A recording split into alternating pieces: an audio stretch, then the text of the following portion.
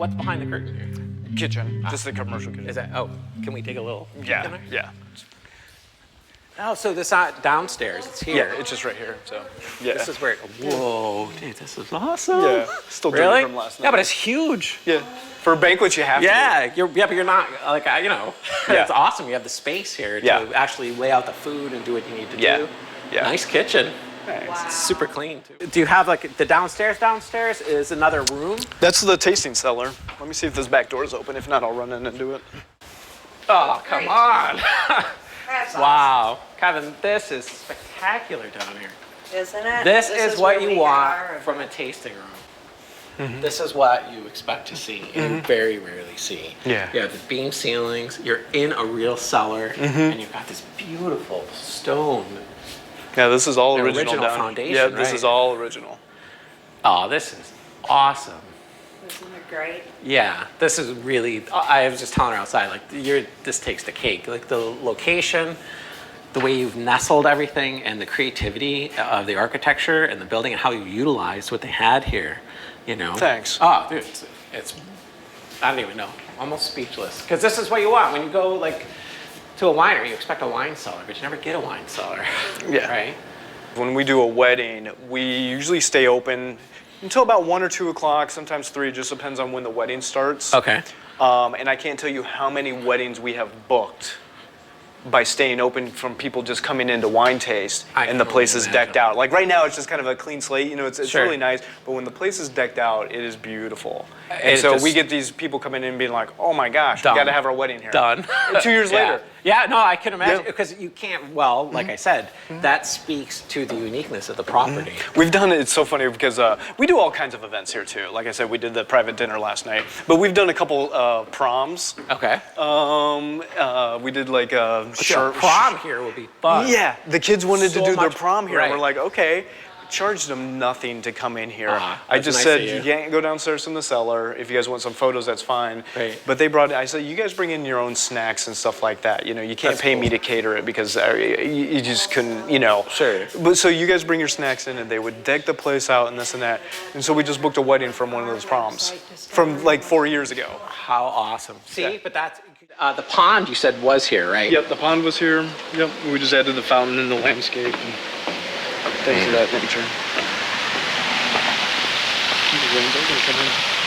Yeah, it is. The pavilion too, so you designed the orientation of the pavilion. Yes. So the point was, look at it. It's crazy, man. Oh, you put a deck so you can't see that from the... Dude, there's no woman who can come here and see this and not want their wedding here. Like here. The people got married here, right? This is the point of this. Wow. Water's a little low right now. This is special. You really have a special piece of property. Holy cow. Yeah. I mean, like I said, you're helping that day so much. Trying to. You know? And that's the thing is people are tired of the The commoditized nature of weddings. yeah, you know, The one commercial big room, Right. you know. This is spectacular. I can't even tell you. I know you're used to it, but I'm not. This is my first time here. Like everywhere you look, you're getting these like just like that alone, like that view, like right here, you could even just see like that is a beautiful shot. Yeah. What a great building. And then you get this beautiful rolling vineyard in the back of it with that beautiful brick wall and those lights. Are you constantly like, do you, as you have been here, do you see other ads? You're like, oh, it's like, to do this, or are you pretty much done? Yeah, no, I see stuff all the time. Yep. It's hard not to, I'm Yep. sure, right? Yeah, there's definitely different, there's still more projects I want to do around here. Wow. Dude, I don't even know what this is like. Really, this is stunning. And this, actually, you know, pavilions are pavilions, but the wood, is this the wood from the old barn, or is this just No, new? this is, yeah, rough cut that I got from the Amish. But the way that you built this, it's got a whole other vibe, too. And I think those support beams matching the barn, Yeah. and it's just, the synergy of that just works. Well, I don't even know what to tell you anymore. I'm floored. It's such an incredible piece of property. Dude, and the tree. Like, tell me that's not one of the most perfect trees you've ever seen symmetrically in your life. What is that? It's called a Crimson King maple. And that's been there for ages. It's really healthy, too. Yeah. There's no, like, sign of anything. It is big and just bountiful. It's just popping. It's like the willow tree, too. Yeah. Like, a lot of times you see willow trees and they're wilted. Yes. They're a willow tree. Yeah. But that willow tree is just... It's healthy. Yeah. It's big. Well, the whole property looks like that, actually. And so that makes it, honestly, like, you have this gorgeous building, but if you took the tree out, you took the willow tree out, it would still be beautiful, but they add so much character. You can't buy trees like that. No, you can't. And You the know, color. Yeah. Oh, it's spectacular. That's all about time. If you were designing this, well, that's, I think, what's so inherently special about this property. And speaking of color, when we first pulled up, and I was looking at the roll on the vineyard there was this color variation. And all of that stuff, like, even if people don't really think about what they're looking at, that just adds to the nature of the visual. Sure. That gives you this feeling. Sure. And that color of that tree in contrast to that color of the barn, it all matches. It's like you designed it. That's what I think this property is so Thanks. crazy, because you're just like, oh no, there was a barn here, and then you built the property around it. Yeah. But how you oriented the buildings and the structures and the paths, it's perfect. And you let that grow organically, which I think... This came about 3 years after the pavilion. It did. Yeah. So Yep. the barn was first. Yep, the barn was first, and then started doing my landscaping. It takes a couple years to get into the wedding venue business. Right. So we started doing that. We did some weddings underneath the big Crimson King maple and stuff like that, and I was like, Right. we need to have like an actual, structure, this big outdoor pavilion. Sure. And so, yep, we decided to put it here and saw the need for it and got the sidewalk over to it and, all the lighting over here. And You know what's crazy too? It's raining right now, and it just, I don't know if you can go wrong here, right? Yeah. I mean, it just accentuates the beauty of the property. Wow. You're, out of all the properties we've been to, this is, you really got something here, man. Thanks. Wow. Thanks. Wow. Grew grapes. Yeah, I was growing grapes, and I still grow grapes. So did you start, I mean, was that like from 18, like what did you do when you were a kid? Like, was this part of what you did? I mean, did you No, grow I'm up actually here? not originally from this part of the country. Oh, you're not? Where are you from? Iowa. Get I outta was here. born and raised in the state of Iowa. No kidding. Yeah, and Wow. I moved out here after college and started growing grapes. Been doing that for about 20 years. So, but were you farming back in Iowa? Was your family like farmers? No, at all? actually, no. No, I mean, farming is definitely in my, It's like in your my lineage, family, my right. grandparents and uncle. And so my mom was actually, she left the farm. And so I guess I was kind of first generation off the farm. But I spent plenty of summers there on my grandparents. You did? And uncle's farm. Oh, yeah, my mom would ship me off all summer long. I tend to have a lot lot of energy, and Yeah, I do too. Yeah, And it's a problem. yeah, For it everybody can but be. me. That's right. I think it's Right, right. normal. Well, listen, for us entrepreneurs, Yeah, that's right. You have to have it. Yeah. It's a great career for Yes, entrepreneurs. yeah. Right. To So- have or a great disposition to have all Absolutely, this energy. Right. absolutely. It's not for the faint of heart. No. So- you got to just be bursting all Yeah, the time. all the right? time, all Yeah. the time. So yeah, I was growing grapes. I still am, and have around 90 acres here on 143 acres of land. We got about 90 acres of vineyards. So growing the grapes, and about 12 years ago, I started this winery. So, but for me, just coming here right now and seeing this beautiful piece of property, what would inspire you to grow grapes? I mean, is it just because that was the nature of the area? Yes. Like you're just like, what crop Yes. am I going to grow? I'm going to grow grapes. Exactly, Right. exactly. So one of my professors that I had at Iowa State University, where I graduated, and I was in the horticulture program. I was at the time really interested in like greenhouse production and things of that nature. Gotcha. Landscape plants and things. So it just worked. Yeah, she was from this area. My major professor was, and it just kind of snowballed from there. I worked in the horticulture research station on fruits and nuts and things like that, and so my passion just kind of went from there. She kind of pushed me out this direction, Right. and here I am. So. stewardship of the land is a different relationship. Yes. Long story. I have like 15 minutes. Yeah. But that stewardship is what I find so attractive, is that you guys buy these pieces of land and you nurture them. Absolutely. Grape growing is it's a year-round. As you said, nurturing of the land, nurturing of the vines. You really have to take care of your vines and your land for them to take care of you. They say that wine is actually made basically from the root system up. You have to have good land and good soil to have good quality grapes to have good wine. Now, when you first find this, you said you had your eye on this, right? When we talked before. And how could you not? Now, what was here? Let's go back even one more step. Yeah. So it was a family farm. Yeah. Were they growing grapes at that point? Yeah. The vineyards have been here. Yeah. A lot of the vineyards have been here. I've planted some. Okay. But a lot of the vineyards were here. So this was just an old barn. This was a typical old barn that you see any place along the countryside. Right. Yep. It took me 1 year to remodel it. And as I mentioned, we have turned it into like a banquet facility along with our winery as well. So, original structure, we've improved, I'm sure, the support system, the beams, and the foundation. Yep. And now we've got something that has that beautiful old new. They call it future retro in France. It's like this, it's because it's got this old feel to it, but it feels new as well. Sure. So that was your first year here, was just making sure that at least you had this banquet facility. Absolutely. In the property, as soon as you saw it, like I said, you had your eye on it. Yep. Because it's such a gorgeous location. Yeah. So you purchase it. We've got a barn. Was there a home here at all? There was a house at one time. It was abandoned. The house was. So it was in pretty tough shape. So we did take that down. And there was another barn on the property that was in pretty bad shape as well. So we took that down.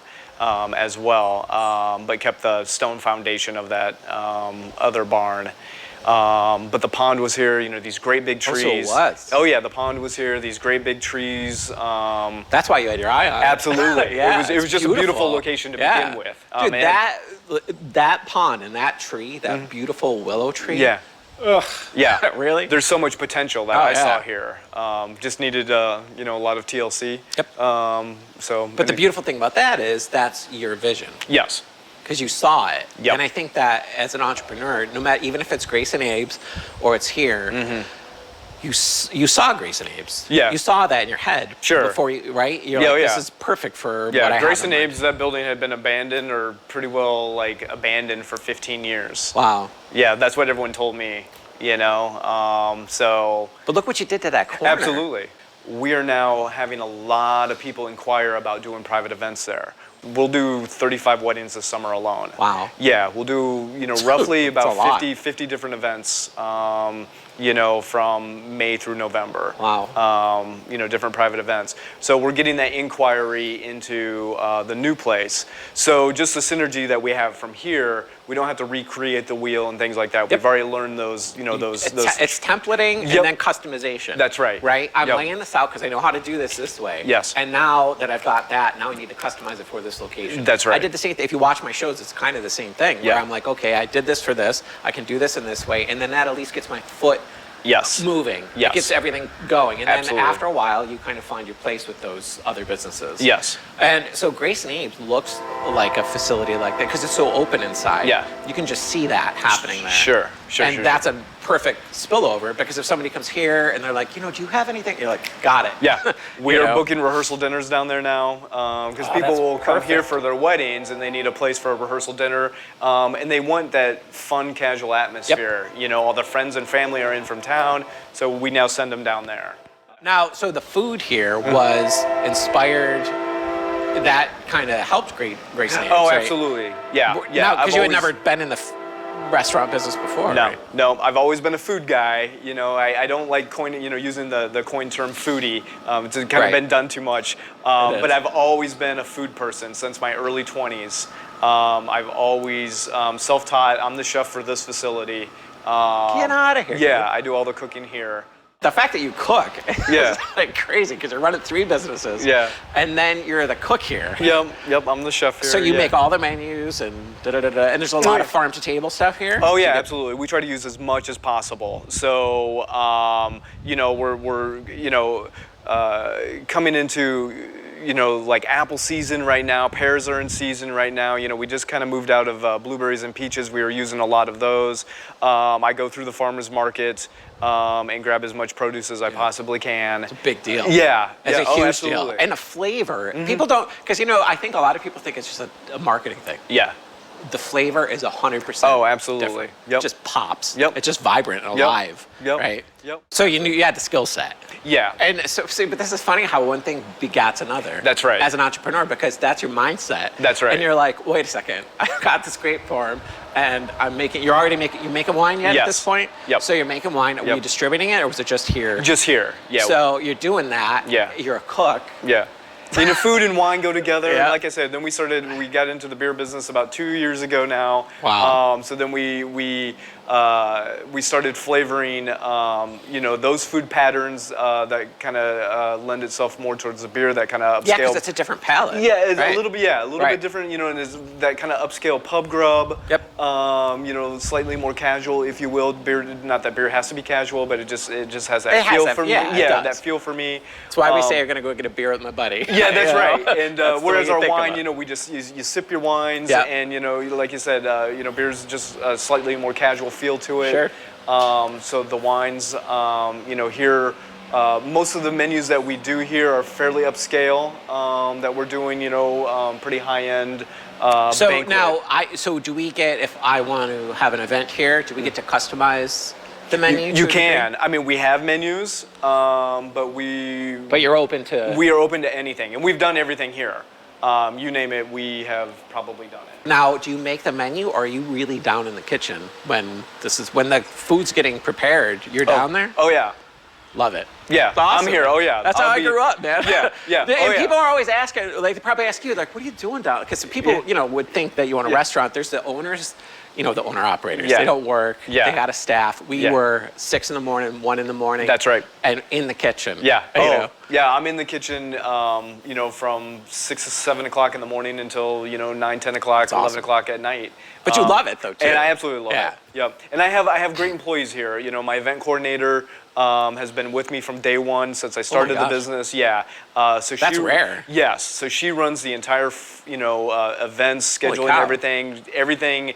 On the front end, she absolutely runs it, and then I have the backside of the kitchen and menus and things of that nature. And so, would we just go through the website and you Yep. have everything there? For Yep, all your everything's content? on our website. There's a form that you can fill out, and we get back to you, within a day or so. And then samples, menus, that type Yep. of stuff. is So all- when you book with us, we will actually do an entire food tasting with you, and you can taste pretty much the entire menu if you want to. Wow. Yeah, just little sample bites. Yeah, but that's still a big deal. Yep, it's a huge Is that deal. rare? I think it is pretty rare. A lot of other. I don't want venues to say it do because that. I don't know, but I've never really heard A lot of of that. other venues are like, here's your options. Yeah. There you go. So we have a pretty extensive list that you can try. If you want filet and lobster, Sure. we do it all the time. But that makes a big difference Yeah. to be able to taste it. That's right. It's an important day. It's a very special occasion, so we want to make it as perfect as we possibly can, Sure. all the way down to this is the salad dressing that you chose. Wow. Yeah, because we'll make about 3 or 4 different salad dressings. You can try every single one of them. Yeah, dude, when you go to this is... We make all of our own bread here, for the wedding, so it's nothing prepackaged there. Well, who does that? I Yeah. don't know. I've never heard of that. This is Yeah. like Sonoma, Napa stuff. Yeah, This is yeah, like and you're that's what making we your own wanted. bread. Yeah. Before I started this, I did Sonoma. I traveled Sonoma. You did? Oh yeah, I traveled awesome. Napa, upstate New York, Finger Lakes regions, Hudson Valley region. Every single day we make the dough balls for the day. Wow. Yeah. Awesome. Yeah. That's how I grew up, man. Yeah, we'll do 120 to depending on the day, anywhere from 120 to 220 dough balls. And every when single you morning. watch people eat fresh bread, Yeah. I don't know what it Oh. is. It's like the most basic food on the planet, Yeah. but when it's done right, which Yep. I'm sure it is, Yeah. it changes. People Everything. just light up. Yeah, you everything. know? And you got a good drink, Yep. and some good bread. Yeah. You're That's done. all you need. Yeah. That's it. really is. That's really all you need. Kind of for me, that's you give me a loaf of bread and some. There's this place. The story behind Quincy is way back in the day when the state of New York, the nation was, young, the country was young. Well, the East Coast was more developed. You had your Philadelphia, New York City, the Boston, and things like that. And we're talking a couple hundred years ago. So this part of Western New York was known as Quincy.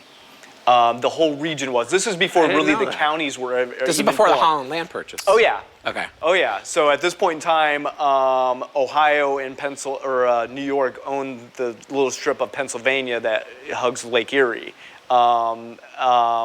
So back at this time, when the governor needed to send word to this part of Western New York, he sent it to Quincy. And it was a huge geographical area. Small pockets of people were living, and it was before really the towns got established. Sure. So that's early pioneer. Absolutely. So that was why Quincy. Oh, that's awesome. For Quincy Cellars. I didn't know that. This is an awesome little history segment. Yeah. Yeah. Yep. I'll totally use this. Yeah. That's awesome. Yeah, I had no idea. Yeah. Wow. And then Grace and Abe's is the name behind that is the story of Abraham Lincoln came to the town of Westfield when he was campaigning to become president. Came in on the train, and the town people went down to the train station to see, this individual campaigning. And there was a little girl in the crowd. Her name was Grace Bedell, and she actually handed him a rose. Just kind of as a thank you gesture, and she was really taken back by the experience of seeing Abraham Lincoln, listening to the speech, and she wrote him a letter, and the letter's all over the internet, you can see it, and the gist of the letter is that she encouraged Abraham Lincoln to grow his beard, because beforehand he was clean shaven, and so she said that if you were to grow your beard, you would become president, and the rest is history. I do like kind of, taking that history just like we did with naming Quincy Cellars. There was a bunch of names I was going to name the winery, and Quincy just kind of stuck with me. Do you know what you're doing? So this is for my own, because this is what I do too for my business. That's what you're doing. That's almost this like thing that you're kind of, it's like a mindset, like an ideology. Like you took Quincy, named it Quincy Cellars because of its history. Now you have Grace and Abe's because of that. And there's a beautiful synergy with that. Sure. And from a marketing standpoint, I love the authenticity of it. Yes. Yep. Because there's a point to this. It's That's not right. just a name. Yeah. There's really a deep There's history. a story behind it. It matters. And people love a story. Yes. Dude, Right? yeah, that's why I do what I do. That's what you do. Yeah. People we love tell a story. stories. That's right. So now you start making wines, and do you start distributing it right away, or do you just keep it in-house? I just keep it in-house, yeah. Okay. I mean, we don't distribute it. We keep Oh, you everything. don't? Okay, so Everything even is now. through our Okay. front door. You know what I love about that? Yeah. This goes right back to Sonoma and Napa. Yeah. You want it, we're here. That's right. And it makes that, dude, it's that experience. There's a name for this, and I don't know what it is. Yep. Do you know No, I don't. You come, because you're providing this space. You can't get this on a store shelf. You can't get this experience from my bottle sitting at the retailer.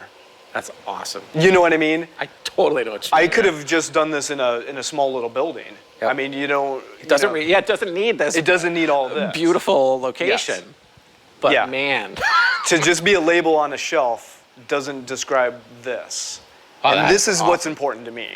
This is what I created. So a half hour ago, I talked about the Freestone Bakery.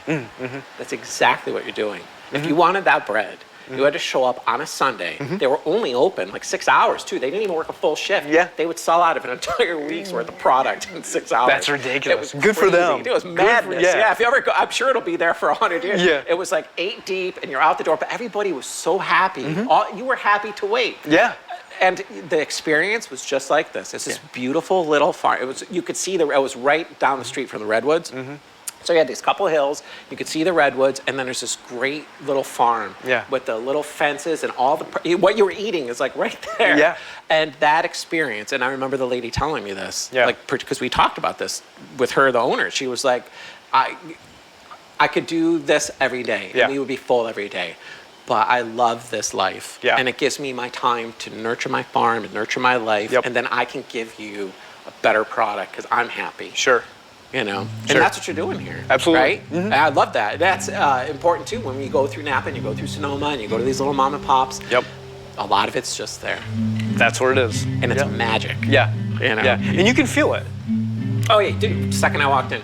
Yeah, you can just Yeah. feel it. Yeah. When you And- go to those places. Yeah, and that's what you're providing here. Yeah. An event is got to be just magic here, and you have pictures and videos.